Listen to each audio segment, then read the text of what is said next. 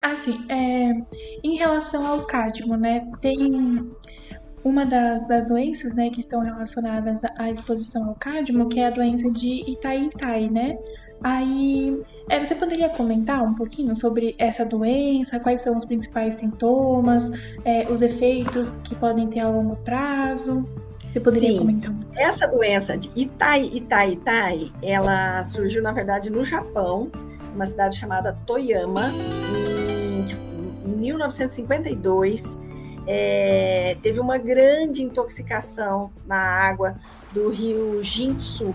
Esse rio, ele passava pelas mineradoras de cádmio, algumas mineradoras que trabalhavam com zinco, outras coisas, e que tinha cádmio. Então, o que eles fizeram? Jogaram muito cádmio nessa água.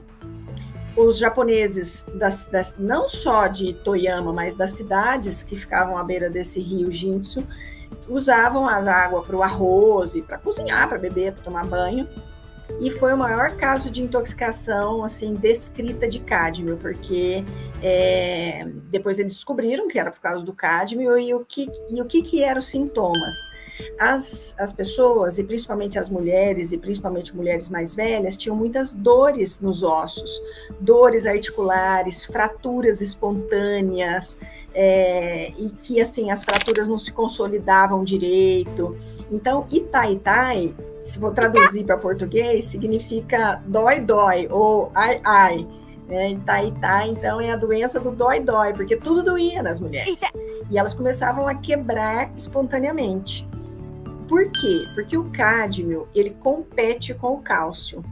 Então, essas mulheres começaram a ter fraqueza de ossos e começaram a ter fraturas espontâneas, dor articular, dor nos ossos, um osso que não se regenerava por conta dessa competição forte que o cádmio exerce nos ossos. Então, existe essa doença, né, que foi descrita nesse período, e que até hoje o cádmio é uma das causas de osteoporose de pessoas mais jovens, porque a osteoporose é esperado em gente mais velha, principalmente mulheres na menopausa. Só que onde tem cádmio hoje em dia bastante? No tabaco, no cigarro comum. Então, homens que fumam podem ter osteoporose, e é uma coisa que pouco médico pede, é densitometria óssea de homens. Então, atenção, homens que estão me ouvindo, se vocês são fumantes, peçam para os seus médicos avaliarem a sua saúde óssea através de uma densitometria óssea.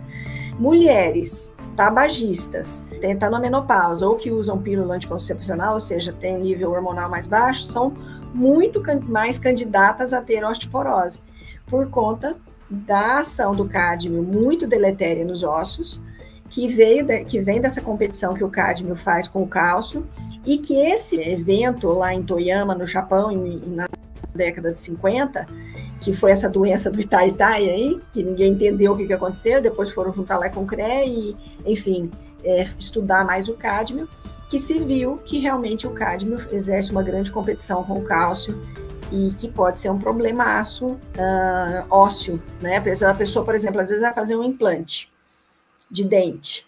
Nos fumantes, que tem mais cádmio, né, então a chance do implante às vezes não pegar, não fixar, porque não tem osso para fixar o implante, essa chance é maior.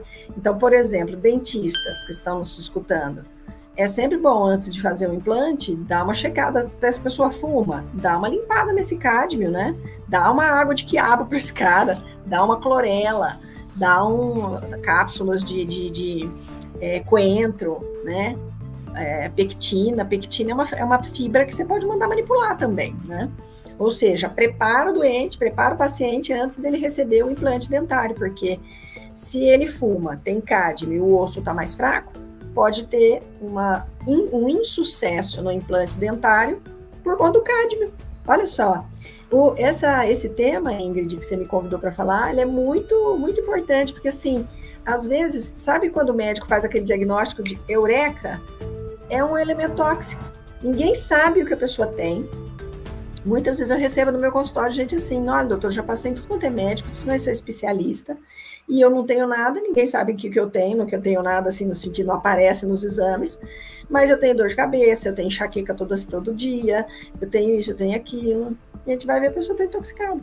Limpa, né? Libera o corpo para sarar. Então, assim, pensar que o elemento tóxico pode ser a causa do que quer que você tenha é muito interessante, porque aqui, como o nosso tempo é curto, a gente falou mais de cádmio, falou mais de níquel, mas tem outros N, arsênico, chumbo, mercúrio, alumínio, nossa senhora, fora os corantes, estabilizantes, acidulantes, né, e tudo que se usa para conservar os alimentos na indústria alimentícia, que também acabam atrapalhando o corpo. Então, assim, limpar o corpo é o passo número 1 para ele sarar.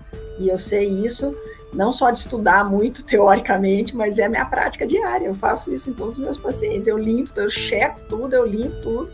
E faço isso sistematicamente. Então, meus pacientes que estão ótimos, uma vez por ano, pelo menos, eu os vejo e checo, porque às vezes a pessoa foi, por exemplo, é muito comum, o paciente estava ótimo, aí ele foi viajar, sei lá, para o Camboja, para algum lugar mais exótico, mais diferente, para a Índia, e entrou numa água diferente, tomou uma água diferente, comeu um negócio diferente, ele volta intoxicado. Aí a gente tem que limpar de novo, porque o mundo é dinâmico, a vida é dinâmica, né?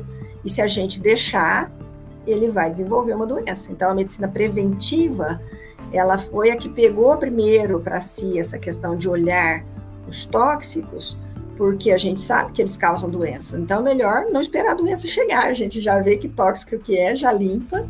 E dentro disso, né, gente, essa coisa do tabaco, nem preciso falar, né, que é para não fumar. Hoje em dia, todo mundo sabe os males que o cigarro faz, então nem começa a fumar. E quem começou, eu sugiro fortemente que se empenhe em parar aí, porque tem bastante química ali naquele negocinho também. Professor Polímeros,